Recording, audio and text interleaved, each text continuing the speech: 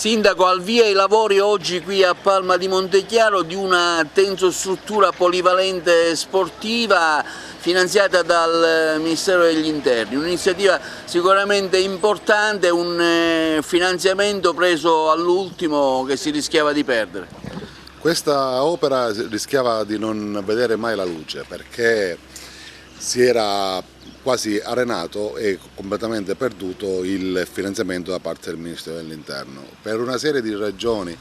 che non stiamo qui ad elencare, diverse amministrazioni sono susseguite cambiandone spesso il sito e non dando mai via alle opere in sé. Quest'oggi, come ben vedete, il cantiere sta per prendere inizio, ha preso inizio e abbiamo recuperato questo importante finanziamento che ci consente in questa parte della città, siamo in una delle nuove periferie di Palma, di realizzare questo punto sportivo, questo campetto polivalente, come ha detto bene lei, grazie al finanziamento del Ministero dell'Interno e in particolare al progetto Io Gioco Legale. Quindi andremo a creare un polmone sociale, nonché sportivo, in questo nuovo quartiere della nostra città. Siamo felici di aver recuperato questo importantissimo finanziamento, ringraziamo il Ministero dell'Interno per il lavoro che hanno svolto i funzionari tutti, perché hanno avuto la sensibilità di comprendere che non vi era colpa in questa amministrazione e che vi era tutta la volontà di realizzare l'opera e che pertanto ci hanno seguiti in questo iter di recupero dello stesso finanziamento. Un ringraziamento va anche dato al consigliere Massimo Amato che si è fatto latore di questo messaggio nei confronti del governo nazionale. Allo stesso tempo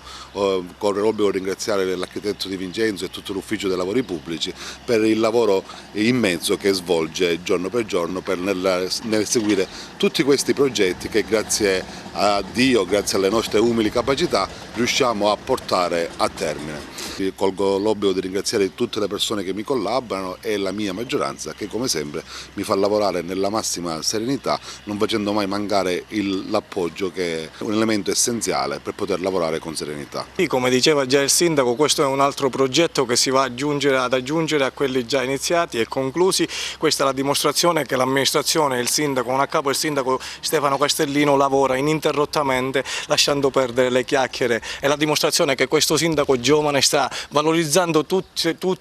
il territorio di Palma di Montechiaro, non lasciando nulla al caso. Importante come intervento perché nell'ambito di quelle che sono la riqualificazione di questa città e degli ambiti marginali di questa città, un'opera di questa portata ha una valenza assolutamente positiva, valenza perché aggrega una parte della città che è ultima e sulla quale l'amministrazione pone l'attenzione appunto sforzandosi di riprendere un finanziamento e quindi di garantire quelle che sono le attività sportive e ludiche. Ricordiamo che a due passi di qua vicino c'è il liceo scientifico, una scuola materna, una scuola elementare, quindi i bambini e i giovani possono fruire di questa struttura anche